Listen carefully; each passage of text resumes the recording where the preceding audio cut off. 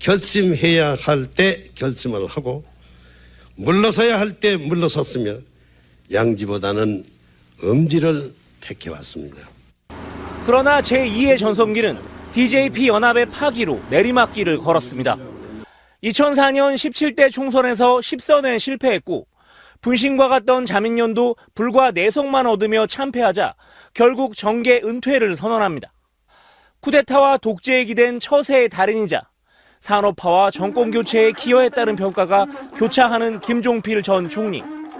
92회 일기를 끝으로 노정객이 별세하면서 한국 정치의 영역을 상징하던 삼김시대는 역사 속으로 저물었습니다.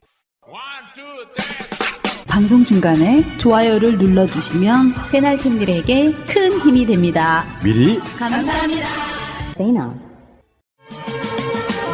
트위터가 진짜 언론입니다. 숨쉬는 것도 정치다. 108번째 시간입니다. 안녕하십니까? 김민석입니다. 더불어민주당 김현 대변인님 먼저 인사드리겠습니다. 네, 안녕하세요. 더불어민주당 대변인 김현입니다. 날씨가 더운데 건강 조심하십시오. 새날당 대변인을 꿈꾸고 계시는 새날 우리 푸른나무 PD님 나오셨습니다. 네, 안녕하십니까. 대변인 말씀 나오니까 입가에 미소가 쫙. 그냥 한번 해보고 던지면서. 싶었어요. 정치해보고 싶은 생각을 하는데 대변인 한번 해보고 싶다. 아, 좋죠. 왠지 그게 멋있어요, 그게 그렇게. 전성시대가 있었죠. 뭐 지금도 네, 대변인이 그렇죠. 정말 중요하지만. 전설의 대변인 그러면 그때 김현. 박상천하고 박기태가 굉장히 유명한 아직 김현 라이벌이죠. 얘기했는데 지금. 그리고 이제 얘기하려고 한번 그래요. 해주시고 3세대 이제 대변인의 선두주자. 전설이 될 거로 우리가 기대하고. 전설입니다. 이낙연 뭐 이런 분들이 그러네요. 그 박지원, 이낙연, 박상천 혹시 대변인 해보신 적 없어요? 있을 것 같은데. 잠깐 했었어요. 보통 정치인들이 유망 코스 중에 하나가 대변인을 밟고 대중적 인지도를 쌓고 더 올라가잖아요. 그렇죠. 네. 제도로서의 민주주의가 흔들리고 구타는 일은 이제 없습니다. 민주주의가 밥이고 밥이 민주주의가 되어야 합니다.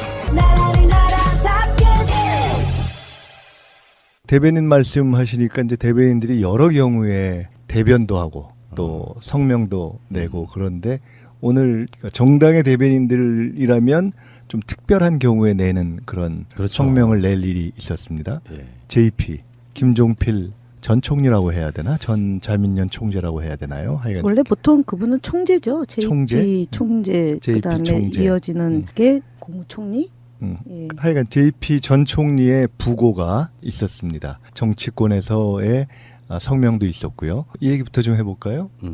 우리는 저희 더불어민주당 오늘 박범계 수석 대변인이 이제 충청도 출신의 정치인이고 해서 그 박범계 수석 대변인 명의의 성명이 나왔습니다. 우리 역사에 큰 발자취를 남긴 김종필 전 국무총리의 별세를 국민과 함께 애도하며 삼가 고인의 명복을 빈다. 5.16 군사 쿠데타, 한일 국교 정상화, 구선의 국회의원, 두 차례의 국무총리, 신군부에 의한 권력형 부정축제자 낙인, 자민련 창당, 삼김시대 등 고인의 삶은 말 그대로 명암이 교체했다. 한국 현대사를 풍미했다 할 만하고 고인의 별세로 이제 공식적으로 삼김시대가 종언을 고한 셈이다. 고인의 정치 역경에 대한 진정한 평가는 살아가는 후대에게 미뤄두더라도 고인은 한국 현대사 그 자체로 기억될 것이다. 다시 한번 국민과 함께 고인의 운명을 애도한다. 이게 저희 당의 공식 논평입니다. 제가 기억하는 김종필 씨는 3당 합당부터 기억이 되는데 사실 이런 부분이 있거든요. 공과가 있다고 그러는데 사실 공이 얼마나 있으신 분이겠어요. 솔직히 돌아가시긴 했지만 제일 서운한 거는 그런 거예요. 그 한일 미략 같은 거 있잖아요. 거기에 대한 진실을 제대로 밝혀주고 가시던가. 작년 그 대선 바로 직전에 그 문재인 대통령한테 했던 독설은 제가 봤을 때는 약간 좀 뭐 정상적인 상태였다고 보기 어려운데 그때는 이미 나의 연세 그것이 이제 어느 정도를 좀 넘어서 나온 수준의 이야기였던 것 같아요. 이분이 90이 넘으신 그 노구에 반기문 대통령 만들려고 나름대로 이렇게 막 이용 당했는지 본인이 그러셨는지 모르겠지만 그런 측면이 있었고요. 작년에 홍준표가 이제 김종필 전 총리를 예방합니다. 이건 뭐 치매라고 해야 되는지 뭐 나는 뭘 봐도 문재인은 안 되겠다는 생각을 가지고 있다.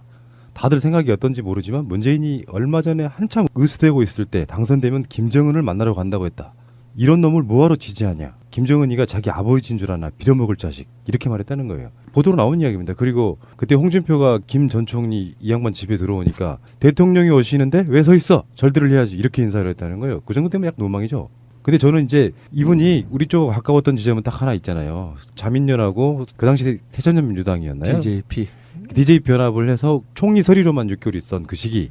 아무리 삼김으로 같이 묶었지만 이건 경우가 너무 다르지 않습니까? 솔직히. 그렇죠. 삼김이라는 그런 프레임 자체가 김대중 대통령을 폄훼하고 깎아내리는 한 수단과 도구에 불과하다고 저는 봅니다. 세 분의 각기 다른 인생 궤적과 그다음에 그 철학과 노선이 있는데 그 삼김이란 프레임 때문에 소위 지역주의 덫이 합리화되기도 하고요. 김대중 대통령은 대중경제론과 그다음에 남북 평화통일을 위한 끊임없는 노력을 기울였던 분을 소위 반통일 그다음에 색깔론 그리고 그 중정이라는 정보기관을 창설하는데 앞장섰고 그러면 수많은 민주주의 인사를 감옥 보내고 탄압했던 사람을 또 성이 같다는 이유로 JP라는 영역을 만들어 놓고 그다음에 우리가 우리 역사에서 가장 치욕적인 일 중에 하나가 삼당합당이잖아요. 삼당합당 그러니까 즉 노태우랑 손을 잡아서라도 권력을 잡겠다라고 했던 권력에 하신 YS를 엮어서 김대중 대통령과 김영삼과 김종필을 같은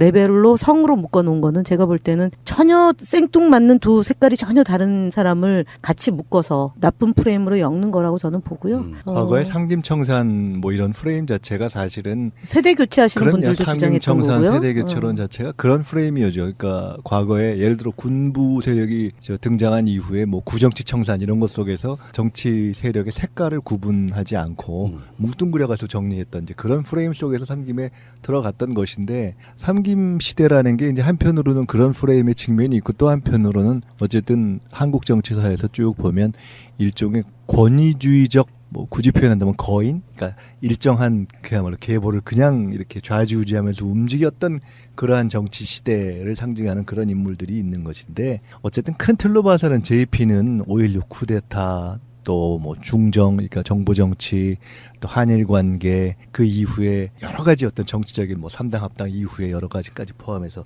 큰 틀에 있어서 한국 정치에 있어서의 선이라든가 바람직한 방향을 대변했다고 볼 수는 없죠.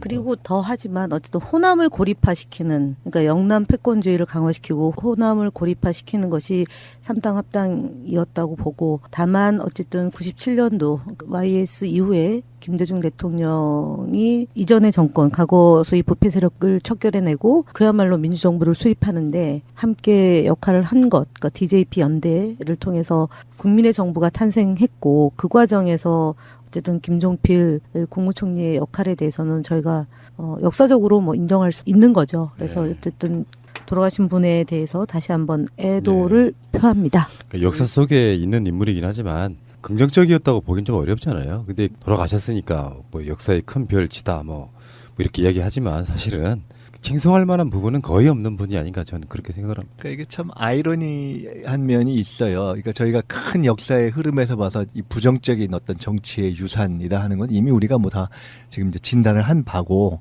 근데 이제 심지어 제가 이 흥미롭게 각 정당의 성명을 봤어요. 근데 정의당에서 나온 성명도 하여간 여러 가지 영역이라는 측면을 이야기하면서 자연인으로서 애도한다 이제 이런 표현을 썼더라고요. 근데 어떻게 보면 정치인 개인으로서 보면 아이러니한 면이 있는 것이 우리가 DJP 시절이 지금 민주 세력의 3번 집권에 있어서 김대중 시대의 집권 양상과 방법이 다르고 노무현 시대의 집권 양상이 다르고 문재인 시대의 집권 양상이 다른 거 아닙니까? 김대중 시대는 정말 사실은 전체 사회에 있어서 최근에 제가 이제 우리가 앞으로 중심 정당으로 가야 된다 이런 생각과 용어를 쓰기 시작하는데요. 김대중 노무현 시대만 해도 우리가 집권당이었지만 주류 정당, 그러니까 예를 들어 문재인 대통령이 정치 주류를 교체하고 싶다라고 할 때 그런 정치적 주류였다고 보기엔 조금 어렵잖아요. 이제 그런 상황에서 우리가 집권을 한 건데 그때 JP까지 끌어안고 집권을 한 건데 흥미로운 것은 사실은 최초의 정상회담도 그 JP를 끌어안았던 시기에 또 뭐 민노총, 전교조 합법화 이런 게 다 그때 이루어졌고 하여간 그 참